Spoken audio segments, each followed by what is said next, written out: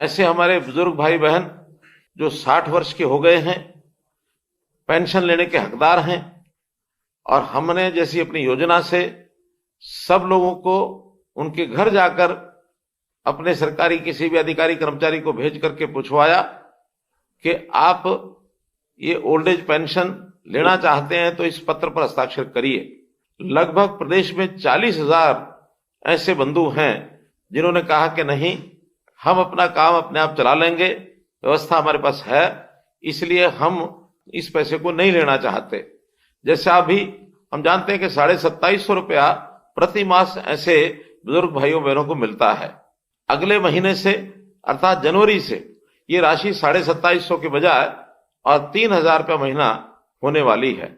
हमारे कुछ ऐसे डिपार्टमेंट हैं जिन डिपार्टमेंट्स के जो रिटायर्ड कर्मचारी हैं उनके जिम्मे जब लगाया कि प्रदेश में ऐसे लोग 60 वर्ष से ऊपर है, उनकी देखभाल करें, तो इस प्रहरी योजना के अंतर्गत उनके जिम्मे लगाया है कि ऐसे सब परिवारों के घरों में वो जाए, और विशेष तौर पर जिनकी आयु 80 वर्ष या इससे ऊपर हो गई है।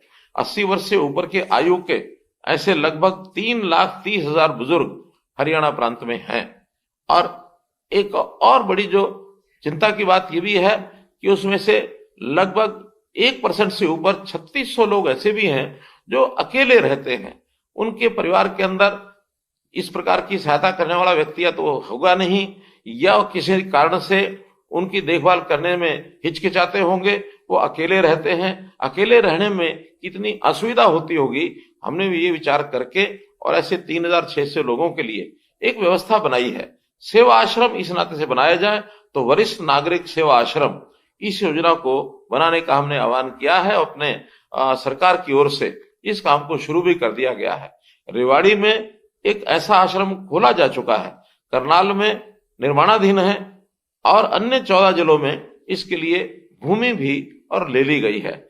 आज मुझे एक और मन में जो विचार आता है आपके सामने रखता हूं कि जैसे 40,000 लोग आप लोगों ने इस पेंशन का त्याग किया है, 3,000 रुपया जैसा अगले महीने से शुरू हो जाएगी, अगर हिसाब लगाते हैं तो प्रति मास 12 करोड़ रुपया ये बनता है, साल में लगभग 100 करोड़ रुपया बनता है।